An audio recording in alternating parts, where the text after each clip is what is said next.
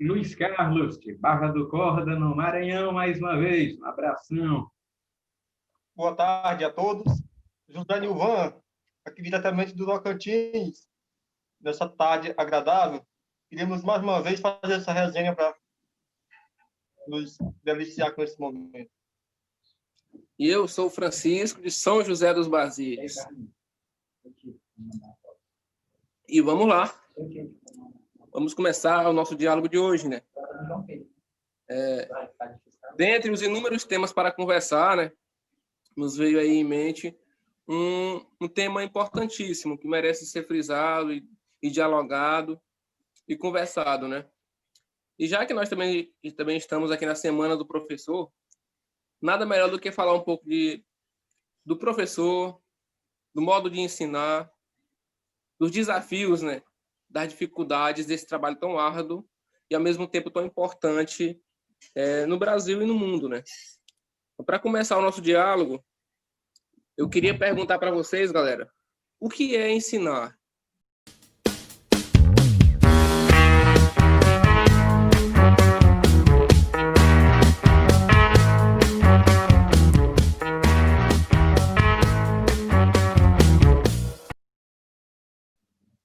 Mas para melhor entrar nesse tema tão interessante, eu gostaria de rechear com uma pequena história, um fato que aconteceu na minha caminhada de aprendizado, na minha vida de ensino, que marcou muito. Assim, eu acho que isso define mais do que uma palavra, isso define muito bem o que é ensinar. Eu já falei no vídeo anterior que fui alfabetizado aos 10 anos, a partir dos 9 para 10 anos.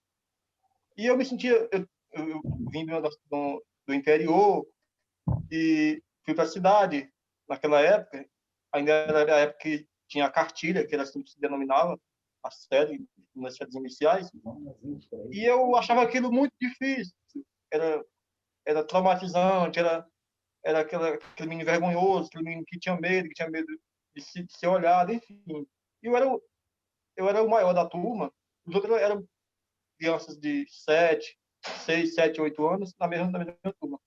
E ali eu encontrei com uma professora chamada Joelma. Inclusive aqui eu quero deixar assim essa gratidão, esse carinho, esse respeito por ela, por aquela mulher que ela naquele momento da minha vida, naquela fase, ela me fez olhar para a vida de ensino, de buscar, de valorizar a mim mesmo, um novo direcionamento, um novo olhar. Então, para mim, por isso que eu vejo que ensinar é um gesto de amor. Para mim foi, porque isso para mim foi muito forte nas séries iniciais, na minha alfabetização. E o professor não é o herói, não é o salvador da pátria, mas se ele entender isso e ele conseguir transferir isso para o aprendiz, para o aluno, acredito que é muito significativo. Assim, eu falo pela experiência própria. Diz que, assim, para resumir, ensinar eu vejo que seja um gesto de amor. Muito bem. Luiz Carlos?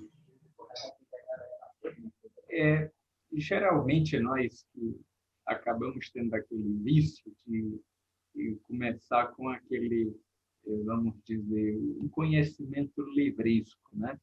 Aí, pelo gosto do sentido das palavras, que lá do verbo grego didasko, que significa ensinar, transmitir, e, em primeiro lugar, o ensinar está relacionado com isso, essa arte de transmitir, de instruir, de levar esses saberes importantes para a vida do ser humano, inclusive também para que a gente tenha uma vida melhor, uma vida mais feliz, né? E é por isso que já dizia o Paulo Freire, naquela dimensão bonita, né? Que educar é um gesto de amor, um ato de coragem, um ato de amor. Então, eu acho que a gente começa por aí, né? Muito bem. É isso aí. Então, educar é esse gesto de amor.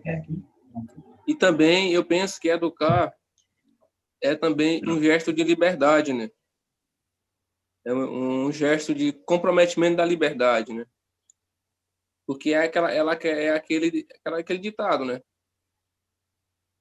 Educar vai possibilitar tanto eu como o outro que eu educo, uma busca pela liberdade, né?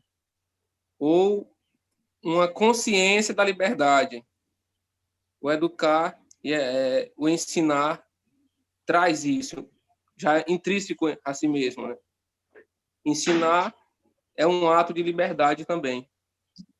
É um ato de liberdade também. Sabemos que é difícil, hoje no Brasil, principalmente, ser professor. Não é tarefa fácil, não. Acho que nós todos já passamos por sala de aula, né? Seja, de fato, ministrando mesmo a aula, no período de estágio. E a gente vê a dificuldade que é ser professor. E, mediante isso, eu queria fazer uma outra pergunta. Qual o real papel do professor, gente? Qual o real papel do professor? É porque, às vezes, a gente tenta tanto romantizar a figura do professor, em alguns momentos, tal, mas nunca consegue dizer o real papel dele no ensino. E aí? O que é que a gente poderia falar sobre isso? Você, Luiz. Tá. Então, a primeira coisa que eu acho que o professor tem que... Aqui nós estamos falando sobre o papel do professor. Deixa eu anotar bem aqui, porque a minha memória, às vezes, eu posso esquecer. O filósofo, diz que o filósofo é aquele que, quando responde uma pergunta, ele já não lembra mais qual era a pergunta, né? Então, eu, às vezes, acabei esquecendo qual era a pergunta. Aí, por isso, né, não vou falhar aqui. Não. Aí, o que acontece? Eu acho que, primeira coisa, o professor tem que... A gente só pode falar do professor dentro... O papel dele tem que estar ligado dentro de três coisas que tem que estar relacionadas e que faz parte do processo do ensino, né? Existe aquele que ensina, existe aquilo que é ensinado e existe aquele a quem se ensina, não é? Então, por isso que tem esse papel, assim, eu acho que um problema, às vezes, na academia, não é todo mundo que faz isso, mas, assim, na minha perspectiva, eu concordo muito com a tua definição aí, Francisco, de educação como essa liberdade. Então, o professor ele não pode usurpar o papel do aluno, né? Às vezes tem aquele professor que se torna centralizador e depois ele se frustra porque ele centra todo o processo de ensino-aprendizagem nos seus objetivos e não pensa no objetivo do aluno. Então, o papel do professor é esse que é um educador, ele vai facilitar o acesso, ele vai fazer o processo de educação, ele se dá a partir de um termo antigo, do latim, que é esse educar, né? Quer dizer, puxar para fora aquilo que está dentro do aluno, né? Então, às vezes, o professor se frustra porque, às vezes, não acompanha, né, aquilo que é, quer dizer, o respeito que tem que ter com alunos. A educação, ela não se impõe. Então, às vezes, o professor chega muito com os seus conteúdos, os seus objetivos, e não se questiona, às vezes, qual é o do aluno, né? Agora, se você ainda me der um tempo, eu posso ler aqui um trechinho que eu destaquei do Kant, do Immanuel Kant. Né? Sim, Não, sim. se o Nilvan já quiser a palavra, eu posso depois retomar. Ou então eu já leio mando do Fique à braço vontade. Fique à novamente. vontade. Fique à vontade. Tá. Então, olha só o que o Kant disse, isso há muito tempo atrás, né? De um Sim. professor, espera-se, pois, que ele forme em seu ouvinte, que é o aluno, o estudante.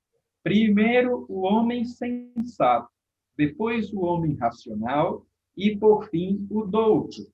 Semelhante procedimento tem a vantagem de que o aprendiz, mesmo que jamais chegue ao último grau, como em geral acontece, o último grau é se tornar um douto aqui, ter sempre ganho alguma coisa com o ensino e se ter tornado mais exercitado e mais atinado, se não perante a escola, pelo menos perante a vida. Então, esse aqui é um papel do professor, formar homens sensatos, né? Cada estudante, deve procurar proporcionar isso, os instrumentos, as ferramentas, para que cada aluno se torne isso, um homem sensato, e aí que vai elevando os graus, um homem racional, um homem douto. Mas em tudo isso é o quê? Para que aquele que é o estudante tenha ganho, tenha vantagem como aprendiz, e aí, se ele vai se tornar mais exercitado, mais atinado, né? Às vezes, não só em relação à escola, em habilidades para aprender matemática, a ciência, as coisas, mas perante a vida.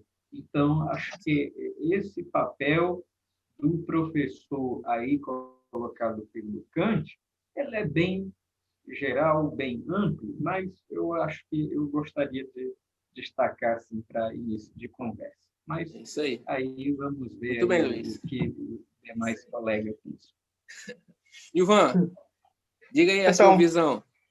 dentre tantos elementos em que o Luiz acabou de destacar aí, eu concordo também muito, assim, com muita precisão, inclusive, ele reportou a esse termo lá do latim, educere, educar, tirar de dentro, tirar para fora, e Educare, educere, né, Luiz? educere. Então, eu vejo assim, que o professor, além disso tudo aí, que Luiz citou, ele tem esse papel também de motivar, é, considerando uma linha de motivação e de ensino, não, porque hoje se fala muito na aprendizagem ativa, né? Eu uso muito esse termo, que já se usa e alguns já velhos, mas há alguma resistência. Mas o professor, além de ser esse motivador, ele não impedir o florescimento dos potenciais de cada aluno, de cada ser humano. Porque o que se tem bastante é isso, assim, isso é uma coisa assim dolorida, que você vê tantos potenciais sendo castrados, sendo ceifados, sendo mesmo até mutilados, né? E deixa marcas negativas na vida do ser humano, daquela pessoa, daquele cidadão, que impede de que ele floresça na sua dimensão humana, intelectual e acima de tudo, humana, né? Então, esse papel do professor de motivar o aluno. Se o professor ele já não atrapalhar o aluno muito, ele já faz alguma coisa importante, eu vejo assim. Porque o ser humano traz consigo esse potencial, aí eu consigo essa capacidade de a cada dia se reconstruir e ser protagonista da sua história. Então, o professor, além dele ser esse motivador, ele tem que ter um pouco essa intuição de não ceifar, né? de não castrar, de não podar aquilo que cada um traz de bom consigo. Depois, que no segundo ponto, que eu acho que isso é muito importante, o professor também ele é uma espécie de agente político, eu vejo nesse sentido. O professor, em uma sociedade em que vivemos, principalmente atualmente, é imprescindível esse papel do professor, né? O professor tem que ter claro isso consigo, essa consciência. Ele não pode ser neutro na sociedade, em sociedade nenhuma. Então, se ele não leva, não direciona, digamos assim, não no sentido manipulador de alienação, mas no sentido de levar essa educação para a liberdade política, essa conscientização política, uma sociedade em que a educação ela não converge nesse sentido, ela está fadada ao fracasso, né? Não vai conseguir formar cidadãos conscientes do seu papel, da sua função e do seu espaço onde ele habita, onde ele existe, porque a questão da conscientização política é muito importante. A gente percebe hoje assim, as consequências que temos, isso é fruto de uma urgência dessa educação nessa linha, de educar o ser humano para ser um agente, político, eu estou para ser um agente político e assim direcionar o aluno também, basicamente. Exatamente. Eu penso também que o professor, ele é um conscientizador, né? Conscientizador. O professor é aquele cara que deve, né, despertar no aluno a consciência de liberdade que o aluno tem, dentro dos pontos que eu vejo, né? Claro que nós temos que transmitir e ajudar, ensinar certas coisas técnicas que vão precisar, de fato, né? Os conteúdos são precisos, né? Mas, além disso, nós não vamos reduzir a educação a meramente transmitir e ensinar conteúdo, mas, antes de tudo, o professor também é esse cara que deve conscientizar o aluno sobre a liberdade que esse aluno tem. Porque o que, às vezes, eu vejo é exatamente o contrário, né? O professor não desperta no aluno a capacidade de se criar, de mudar, de escolher e de construir a própria história. Às vezes ele está muito fechado naquela mentalidade dele, naquele pensamento medíocre, às vezes, e esquece de despertar a liberdade do aluno. No dia 12 agora, eu recebi uma mensagem de um aluno, de um amigo também, um colega, um garotinho. Ele disse: Francisco, parabéns, você foi um dos meus melhores professores. Mas eu nunca te dei aula, cara. Por isso mesmo, porque você já me ensina a pensar. Não porque você só me ensina os conteúdos, você me ensina a pensar. Eu fiquei assim maravilhado, né? Porque é esse o papel, né? Além de tudo que o professor possa fazer, mas ele tem que ensinar o aluno a pensar, a ter consciência sobre sua liberdade, sobre suas escolhas. Porque é isso também que vai influenciar muito na vida dele, né? Porque mesmo que ele seja um cara que tenha muito conteúdos, mas nem sempre ele tem autonomia, consciência sobre o que ele pode fazer com isso, né? É por isso que tem muita gente que se perde aí, fica fechado nesse cubículo, né? É isso. Sabemos também, pessoal, que não é fácil ser professor. Os desafios são muitos, né? E aí eu queria perguntar para vocês quais são os principais desafios no que diz respeito à arte de ensinar. Quais são os desafios, as pedras que às vezes atrapalham, né, esse caminho?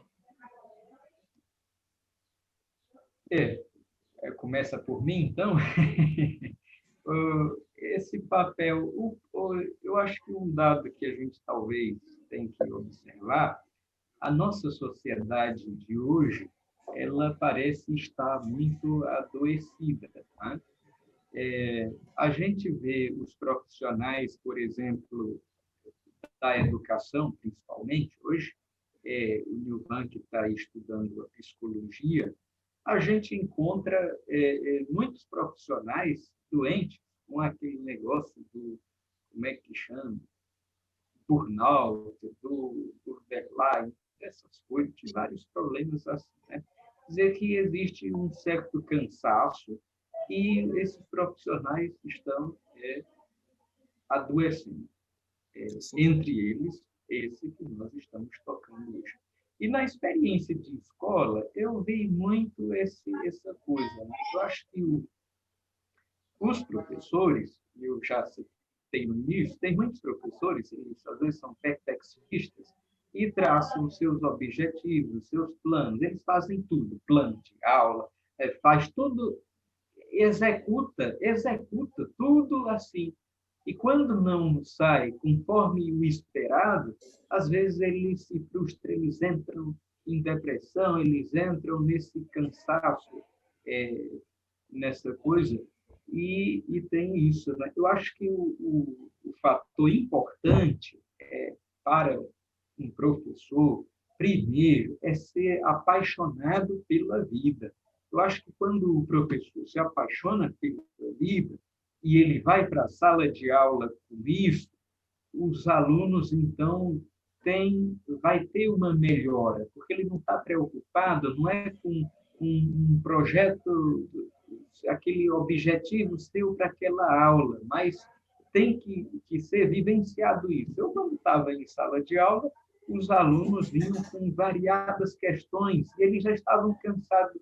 Trabalhei numa escola de elite, por exemplo, né, que era lá em Presidente Dutra, e os alunos chegaram, eles já estavam cansados, tinha aula de reforço, tinha aula na escola, era sempre aquela coisa de obrigação, e eles então, diziam, a vida deles parecia ser de dizer, não, nós queremos viver, nós estamos sufocados com tanta coisa. E quando vinha uma aula assim, eu acho que essa questão da liberdade propiciava com que aqueles alunos tivessem uma visão mais crítica.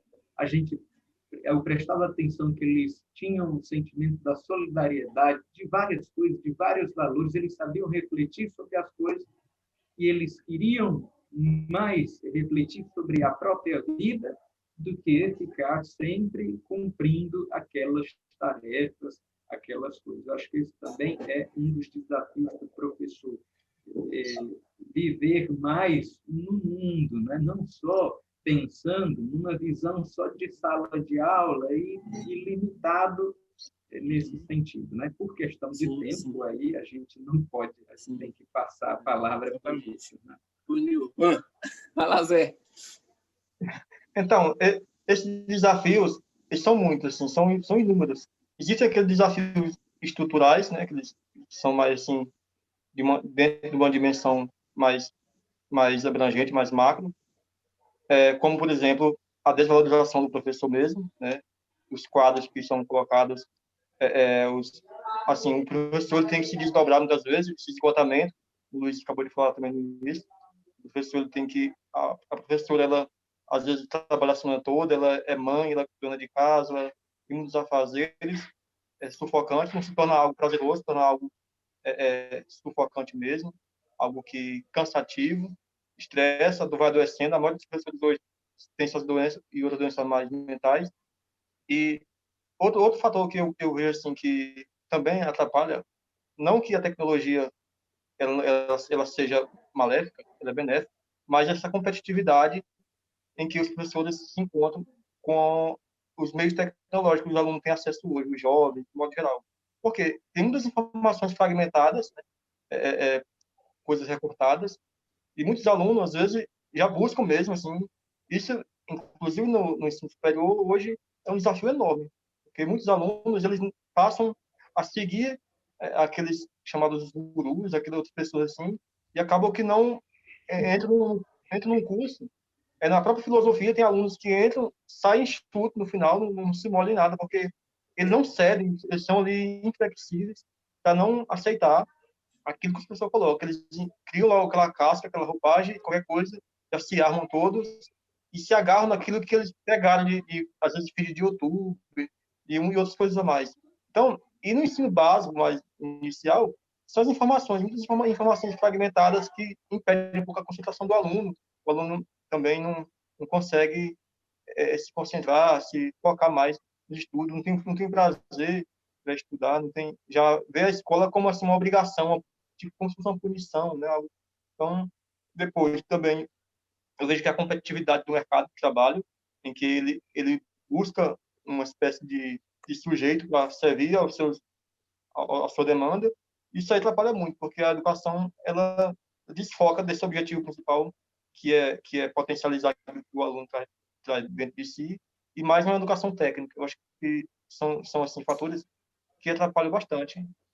Inclusive, a educação humana, ela vai se esvaziando, está desconfigurando dentro daquilo que era o seu propósito nos ensinamentos clássicos. Muito bem. É exatamente isso, gente. E outra coisa que eu queria comentar também é o próprio sistema educacional, principalmente o brasileiro, ele é muito falho em relação a isso, né? Porque ele não gera no processo de ensino-aprendizagem o prazer, que eu acho importante. Quando a gente estuda e tem esse processo de ensino, aprendizagem, quando ocorre, quando tem prazer pelo meio, tem aprendizado, cara. E na maioria das vezes não acontece isso. As crianças vão obrigadas, os jovens vão obrigados. E aí tem esse dilema, né? O professor está cansado, sufocado com aquilo tudo já, salários atrasados e baixo salário, carga horária muito intensa. E aí fica difícil para a gente ter um rendimento positivo em relação a isso. Fica difícil. E outra coisa que eu queria comentar, já, Nilvan, é que o próprio sistema capitalista e o mundo pós-moderno de hoje sempre querem tratar a educação como muito utilitarista e muito prática, né? Não, você tem que estudar porque você tem que ser alguém na vida, porque você tem que ser um médico, porque você tem que ser um doutor, porque você tem que ser um advogado, um engenheiro. Nunca tratam a educação como com seu valor em si mesma. Sempre querem tratá-la como muito pragmática. Ela tem que estudar para isso. E eu penso que não, a educação tem seu valor em si mesma, né? E não precisa disso tudo, né?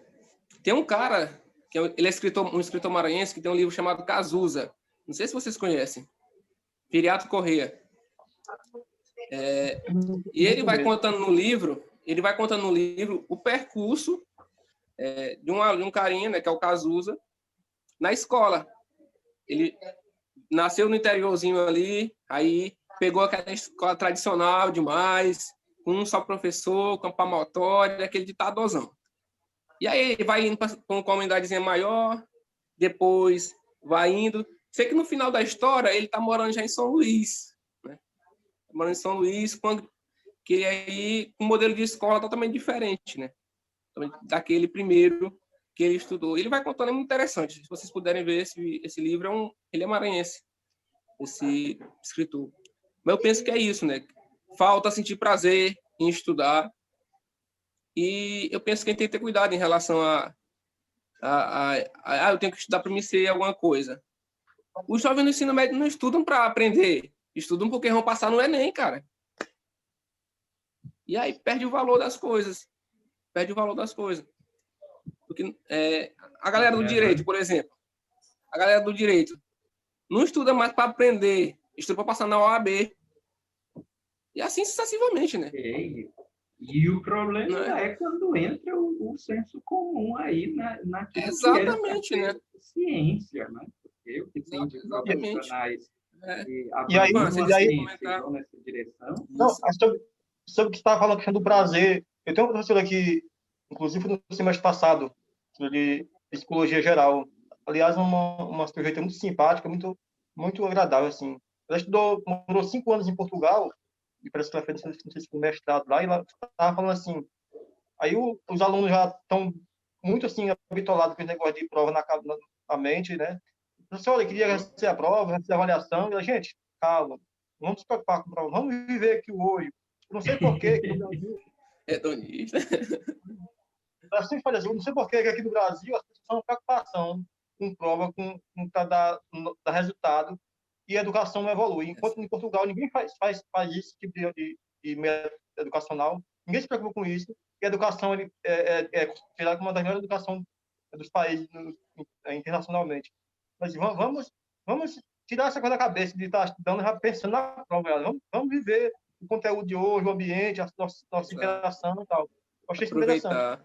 E a outra, só para finalizar aqui, a outra questão, você falou aí que já as pessoas já tudo visando já uma formação para abocanhar um cargo, um status, uma coisa. Eu fiquei horrorizado. Eu tenho um grande carinho. Mas, assim, você vê, assim, o vazio de consciência mesmo, assim, né? A filha dela, uma jovem, uma moça bem, assim, afetuosa, a menina simpática, muitas qualidades. E aí, a menina um dia falando que tinha vontade de estudar psicologia, né? O olho da menina brilhava, assim. Eu fiquei até contente. Daí eu quis ensaiar a motivação para ela, aí a mãe dela retrogou de lá, assim, fulano de tal tá com essa ideia de psicologia. Eu estava falando outro dia com alguém que faz medicina, parece. Ele disse que psicologia ganha pouquinho, e o psicólogo não pode passar nenhum compromisso para ninguém. Ele não pode receitar nada para ninguém. Ou seja, para ela acha que na área da saúde, ela só vê a saúde como algo aquilo que é orgânico, que é biológico. Essa concepção é restrita, né? Então, assim, eu fiquei triste, assim, aí eu fiquei olhando só assim, me acovardei, sabe? Já que tá sendo É isso rolê. aí. Isso, mas também, assim, foi incrível, eu vi isso. Exato, é isso mesmo. É. Eu sou, Luiz, quer falar alguma coisa ainda? sou estudante de psicologia. Os últimos minutos aí? Sim, é interessante essas colocações que fizemos hoje, porque aí, como foi lembrado por vocês, por exemplo, de estudar para uma prova, coisa desse tipo, se tornar algo enfadonho, algo assim, é engraçado que os grandes professores já tocavam nesses assuntos, né? Já apontavam essas mesmas coisas. Outro dia estava lendo Nietzsche, já falava sobre isso, né? Cada um à sua maneira. Hegel de um outro ponto, o Kant de um outro ponto, René Descartes de uma outra maneira, mas especificamente o Nietzsche sobre essa questão de se estudar para a prova, o quanto ele criticava isso e ridicularizava essa coisa para dizer que a nossa profissão não pode ser ridicularizada e entrar em descrédito assim, né? Isso naquele tempo. Hoje nós temos vários desafios. Agora, o que eu acho importante é que a gente encerre de um modo positivo e de um modo alegre. E aí, por isso que eu tenho que trazer aqui a figura do Rubem Alves, que isso aqui eu achei assim uma pérola incrível para definir o que é o professor. Tá? Então, ele começa dizendo: muito se tem falado sobre o sofrimento dos professores. Ah, coitadinhos, tem muitos professores que só se lastimam, né? Eu, que ando sempre na direção oposta e acredito que a verdade se encontra no avesso das coisas, quero falar sobre o contrário, a alegria de ser professor. Pois o sofrimento de se ser professor é semelhante ao sofrimento das dores de parto. A mãe o aceita e logo dele se esquece, pela alegria de dar à luz um filho. E aqui sim ele vai definir o que é ser professor. Então, ser mestre é isso, é ensinar a felicidade.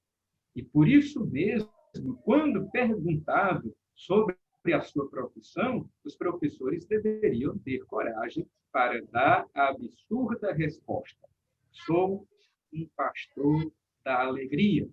Mas é claro que somente os seus alunos poderão atestar da verdade da sua declaração.